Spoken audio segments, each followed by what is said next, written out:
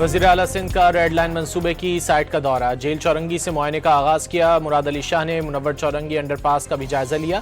حبیب university تا race course road جاری ترقیاتی کاموں کا معائنہ کیا۔ نکاسی آب اور سیوریج کے کام کو معیاری بنانے کی ہدایت۔ پہلوان گوٹ روڈ منصوبہ ملیر، صفورہ اور اطراف کے علاقوں کے لیے اہم سہولت ثابت قرار دے دیا۔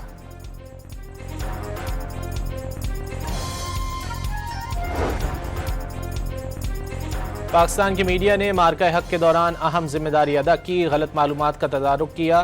بھارت کے خلاف جنگ میں پاکستانی صحافی برادری کا کردار لائق تحسین تھا۔ سوشل میڈیا پلیٹ فارمز کا غیر ذمہ دارانہ استعمال تشویشناک ہے۔ صدر، وزیر اعظم اور وزیر اعلیٰ پنجاب کا آزادی صحافت کے عالمی دن پر پیغام۔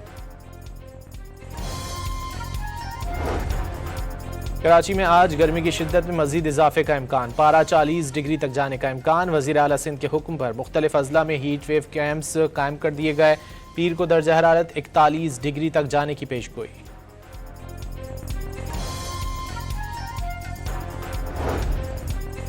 لاہور کے مختلف علاقوں میں تیز ہواؤں اور گرج چمک کے ساتھ بارش۔ Model town, Gulberg, garden town اور کلمہ چوک سمیت دیگر مقامات پر بادل کھل کر برسے۔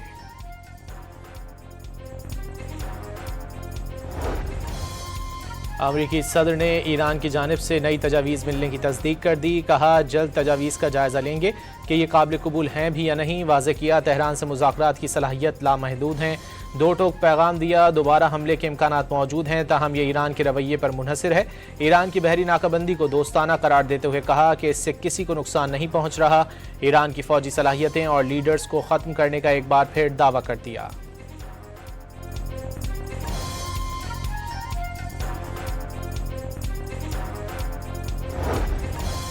امن کے لیے پاکستان کو منصوبہ پیش کر دیا، گیند اب امریکہ کے کورٹ میں ہے، وہ سفارتکاری کا راستہ منتخب کرے یا محاذ آرائی کا۔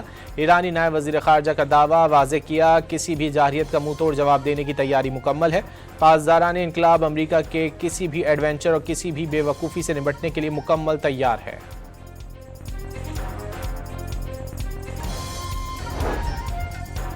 ایران کا جنگ کے مکمل خاتمے کے لیے 14 نکاتی امن منصوبہ پیش۔ ایرانی خبر ایجنسی تسنیم کے مطابق لبنان سمیت تمام محاذوں پر جنگ بندی، امریکی فوج کے انخلاء کی شرائط شامل، اقتصادی پابندیوں کا خاتمہ اور منجمد اثاثوں کی بحالی تجاویز کا حصہ، بحری ناکہ بندی ختم کرنا اور عدم جارحیت کی ضمانت منصوبے میں شامل۔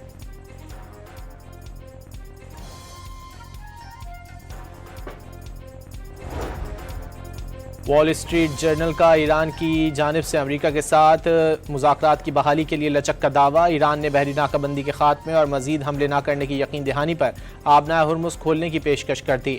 نئی تجاویز جمعرات کو پاکستان کے ذریعے واشنگٹن کو بھیجی گئیں۔ امریکی اخبار کے مطابق ایران آئندہ ہفتے مذاکرات کی بحالی پر بھی آمادہ ہو گیا۔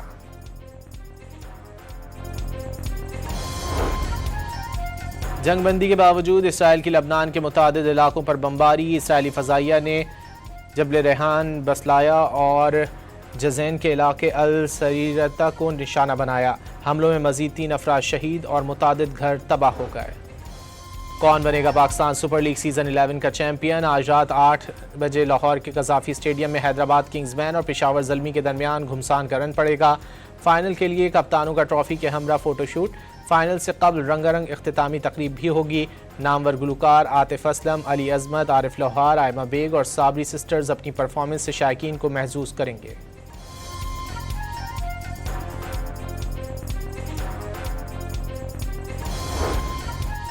پی ایس ایل 11 کی فاتح ٹیم کو $10 لاکھ ملیں گے۔ رنر اپ ٹیم کو بھی $5 لاکھ کی انعامی رقم ملے گی۔ پی ایس ایل کی بہترین پلیئر ڈیولپمنٹ کے لیے کوشش کرنے والی فرنچائز کو بھی $2 لاکھ کی رقم ملے گی۔ پی سی بی نے تفصیلات جاری کر دیں۔ شائقین کو شام 6 بجے اسٹیڈیم پہنچنے کی ہدایت۔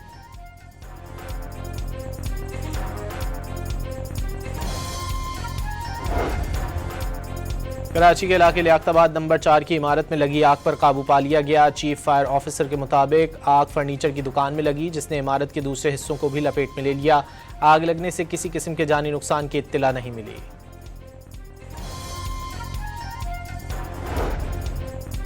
اور Pakistan red ball team Karachi سے ڈھاکہ پہنچ گئی۔ دونوں ممالک کے درمیان 2 ٹیسٹ میچز پر مشتمل سیریز کھیلی جائے گی۔